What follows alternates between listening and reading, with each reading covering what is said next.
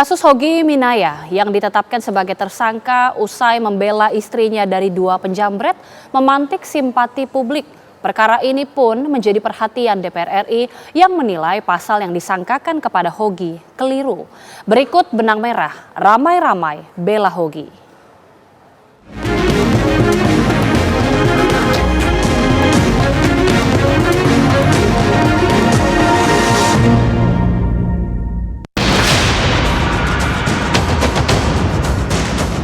Seandainya yang mengejar itu polisi, terus yang meninggal, apakah polisi dipidanakan juga?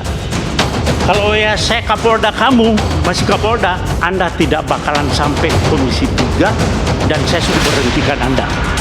Keburukan, kejahatan itu justru menjadi pemimpin di negeri ini.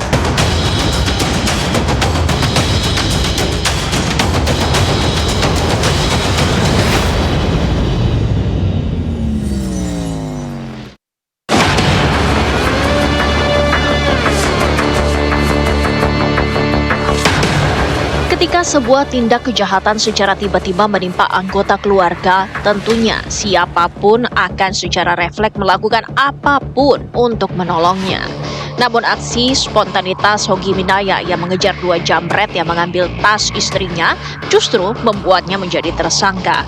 Pasalnya, dua penjamret yang kabur terpental dari kendaraannya hingga meninggal dunia di lokasi kejadian. Berkas perkaranya telah dilimpahkan ke pengadilan dan Hogi terancam penjara 6 tahun. Pertanyaan mendasar pun mencuat. Kenapa seseorang yang berniat melindungi keluarganya begitu cepat disimpulkan sebagai sebuah tindak kejahatan? Padahal tidak ada motif kesengajaan di balik aksinya. Sekali lagi, netizen menganggap bahwa Mas Hogi adalah seorang suami yang baik, yang teladan, yang mencoba membela istrinya. Sebagaimana juga dikatakan oleh Pak Teguh tadi.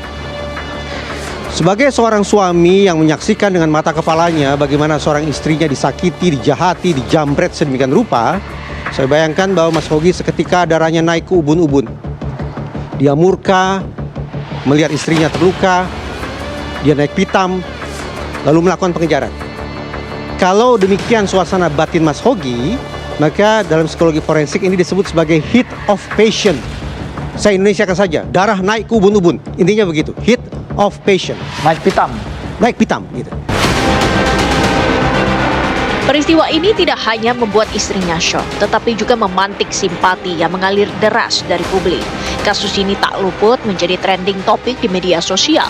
Penetapan Hogi sebagai tersangka lantas membuat publik khawatir akan semakin arogannya pelaku kriminalitas. Tak bisa dipungkiri bahwa silang pendapat yang ramai atas perkara ini berangkat dari ketidakadilan yang kerap dirasakan publik saat ada di jalanan. Kegelisahan ini sebenarnya bukan muncul hanya karena proses hukumnya, tapi karena kita punya pengalaman kolektif bersama bahwa yang salah di negeri ini marah selalu mendapatkan panggung.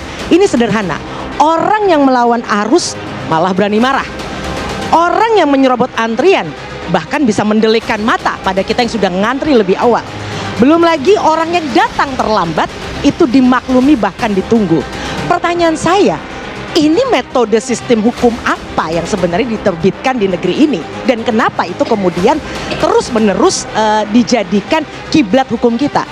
Pertanyaan saya, tolong dijelaskan secara akademik, ini sistem hukum apa yang membenarkan orang-orang yang bersalah sehingga di negeri ini justru keburukan, kejahatan itu justru menjadi pemimpin di negeri ini.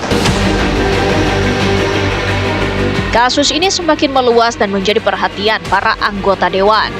DPR menyoroti perihal pengangkatan Kapolres yang diusulkan tidak boleh lagi hanya bertumpu pada riwayat pangkat dan jabatan sebelumnya, melainkan harus ada reassessment menyeluruh. Sedianya tidak semua kasus harus berlandaskan undang-undang dan scientific investigation.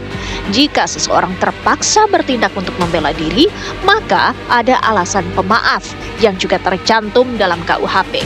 Kalau ya saya Kapolda, kamu masih Kapolda, Anda tidak bakalan sampai Komisi 3 dan saya sudah berhentikan Anda. Anda kok Kapolres sudah kombes seperti itu, bagaimana polisi ke depan? Kesalahan aparat di lapangan kerap memicu gelombang kemarahan masyarakat yang berujung pada presiden buruk tubuh kepolisian. Kegagalan dalam mengambil keputusan bukan sekedar menjadi persoalan internal, tapi berpengaruh langsung kepada kepercayaan publik. DPR memberikan catatan bahwa polisi tidak cukup piawai dalam menerapkan pasal, tetapi juga harus memiliki empati. Jangan sampai ketidakpekaan aparat seperti menempatkan korban sebagai tersangka menjadi bukti kegagalan polisi dalam memahami substansi keadilan. Di media sosial juga Pak Kapolres banyak itu di media sosial. Seandainya yang mengejar itu polisi, terus yang meninggal, apakah polisi dipidanakan juga? Kan selama ini nggak pernah polisi ngejar meninggal orang itu, kan tidak dipidanakan juga.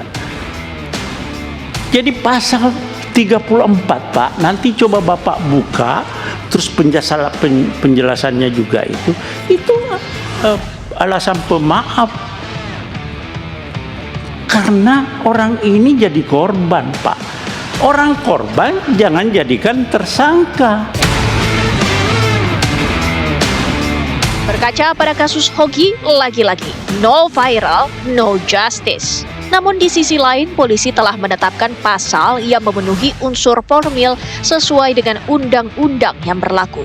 Perlu dicatat bahwa masyarakat ramai-ramai membela Hogi karena publik diresahkan dengan korban yang secara tidak adil dikorbankan kembali. Bukan karena mendukung aksi main hakim sendiri, terlebih hingga membuat nyawa orang lain melayang.